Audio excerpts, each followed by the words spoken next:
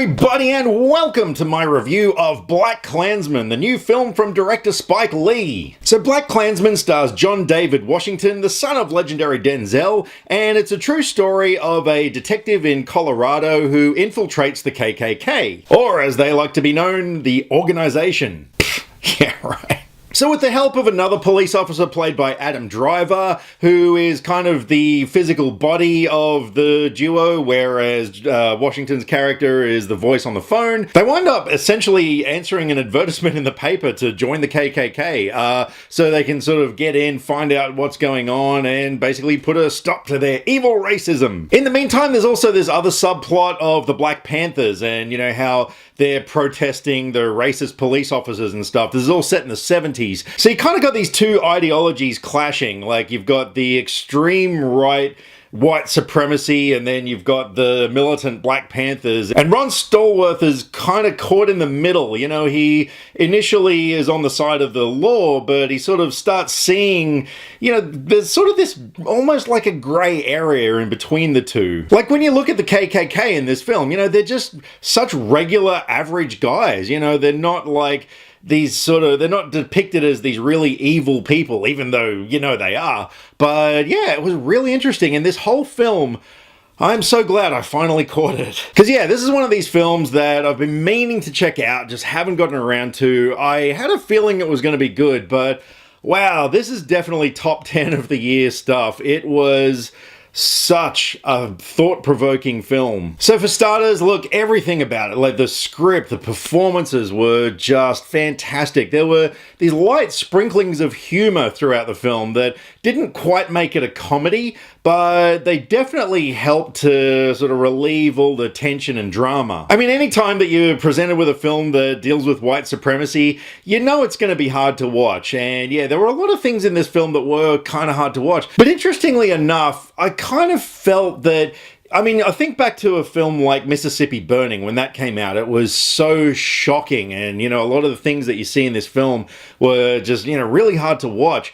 This film, yeah, I mean, the things were hard to watch, and like a lot of the things that the, you know, redneck white supremacist characters were saying was, you know, really awful. But I found it interesting because, you know, because we have just been dealing with this sort of stuff in the real world throughout history, I, for one, kind of felt almost a little desensitized to it. That's not to say that, you know, the stuff wasn't awful, what they were saying, but yeah, I just kind of felt it was a little less shocking. But that alone was something that really made my mind wake up to the kind of world that we live in. Because yeah, we have seen all this stuff before, you know, but that's the problem. We've seen all this stuff before, but yet we keep having to see it because history keeps repeating itself, and that ain't a good thing. But I digress. Back to the film itself. So yeah, Adam Driver I thought was amazing. You know, this guy, he just, I don't know, there's something so cool about his performance. He was just this really likable guy with that really deep Adam Driver voice.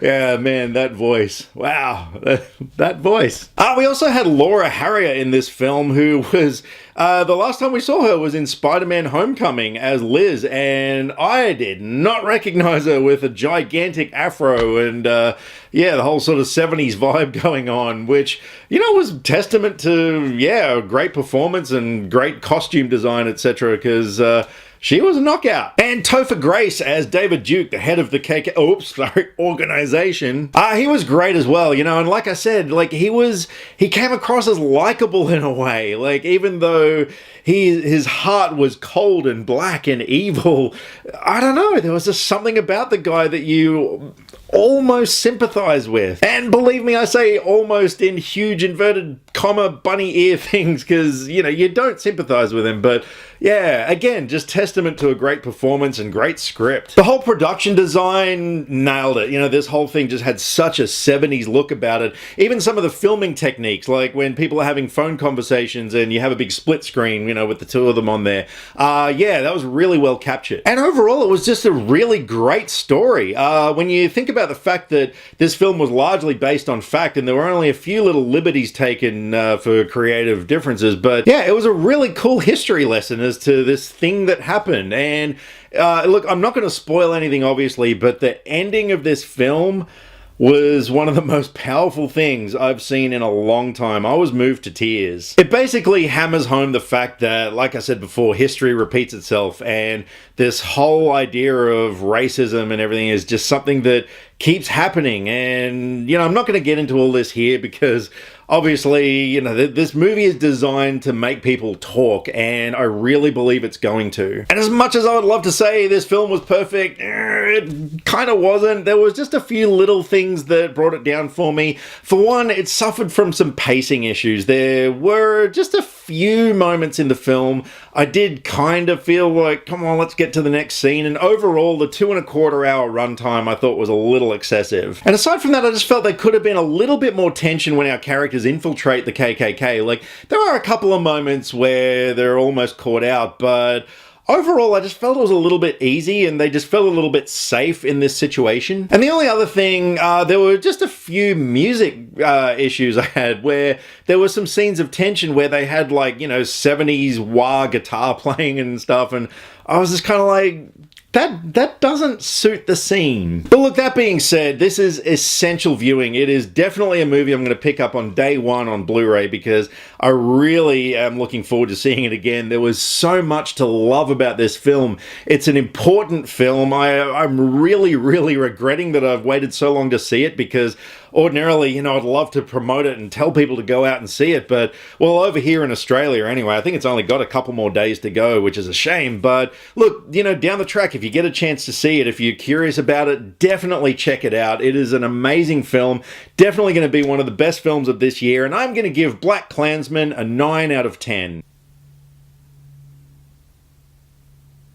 So thank you very much for taking the time to watch my review of BlacKkKlansman. I would absolutely love to know what you guys think of it. So yeah, fire away down in the comments. Let me know what you thought. And in the meantime, I want to give a huge shout out to my friend Karen over in Belgium, who I've done a video of her work in the past. She is one of the most amazing artists I've ever met, and she was kind enough to do this Gamora Grand Theft Auto mashup design for me, which I was so happy about because I've been wanting a Gamora shirt for so long, and yeah, she offered to do a commission for me, and so yeah, she whipped up this design and I absolutely love it. So if you guys want anything art related, if you want a t-shirt graphic or a family portrait, an album cover, if you've got a book that needs illustrations, get in touch with her. She is such a versatile and brilliant artist.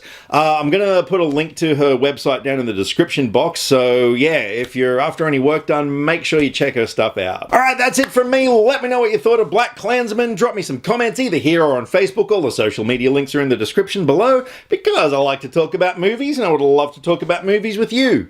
Catch you next time. Click subscribe to stay up to date with all the latest movie reviews. Skynet will be taking over any day now, so what have you got to lose? Nyah.